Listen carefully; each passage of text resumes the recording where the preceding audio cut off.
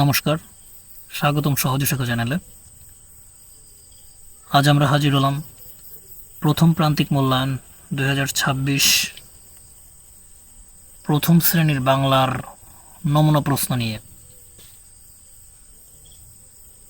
তোমাদের সামনেই পরীক্ষা, তো যে বিষয়গুলো না জানলেই নয়। তোমাদের এইবারই হচ্ছে একেবারে প্রথম পরীক্ষা, তো সেখানে তোমাদের সময় থাকবে 2 ঘন্টা, পূর্ণমান থাকবে 50। এখানে তোমাদের নাম লিখতে হবে, যার যার নাম, এবং শ্রেণী রোল লিখতে হবে। তো তোমরা যদি এই প্রশ্নের ধারাবাহিকতা বজায় রেখে পড়াশোনা করো, তাহলে আশা রাখি 50-এ 50 মার্ক পেতে তোমাদের কোনো কষ্টই হবে না। প্রথমেই এক দাগে থাকবে ধারাবাহিকভাবে স্বরবর্ণ লেখো। এখানে মার্ক থাকবে 5। স্বরবর্ণ কি সেটা তো আমরা সবাই জানি। এবার 2 দাগে থাকবে ধারাবাহিকভাবে ব্যঞ্জন বর্ণ লেখো। এখানেও মার্ক থাকবে 5। এবার 3 দাগে থাকছে বর্ণ ও কার চিহ্ন মিল করো। এটাতে মার্ক থাকছে 10। এখানে বাম পাশের শব্দ বর্ণগুলো ডান পাশের সাথে মিল করতে হবে, যেমন রস্বই, ইকার, ও, ওকার, এ, একার, আ, আকার, রস্ব, ওকার। 4 দাগে থাকছে পরের বা আগের বর্ণগুলো লেখো। ক এর পরের বর্ণ, ক এর পরের বর্ণ খ। গ এর আগের বর্ণ, এটাও খ।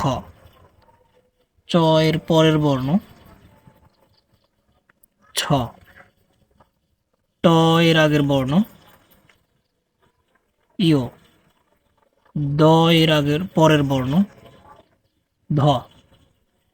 এভাবে তোমরা প্র্যাকটিস করতে থাকবে, তাহলেই আশা করি পেরে যাবে।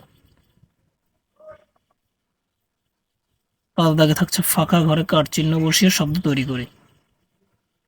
এটাতেও থাকছে 10 মার্ক।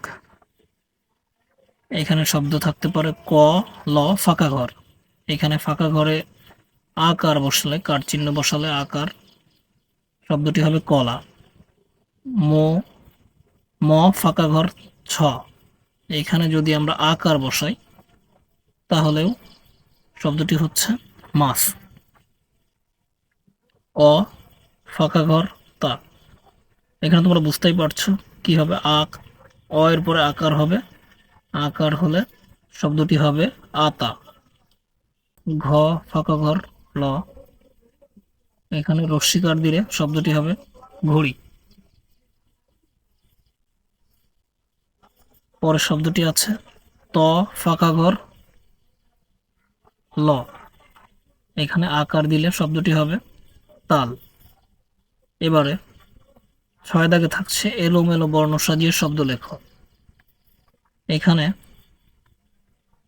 শব্দটি হতে পারে চশমা। এখানে এটাতে শব্দ হতে পারে কলম। এই যে এটাতে শব্দ হতে পারে ঝর্ণা। এটাতে ঐরাবত। এটাতে ঔষধ। এভাবেই কিছু কিছু শব্দ নিয়ে সাজিয়ে লিখলেই তোমরা পেয়ে যাচ্ছ 10 মার্ক। আশা রাখি এভাবেই তোমরা 50-এ 50 মার্ক পেয়ে যেতে পারবে। তো আজকে এই পর্যন্তই।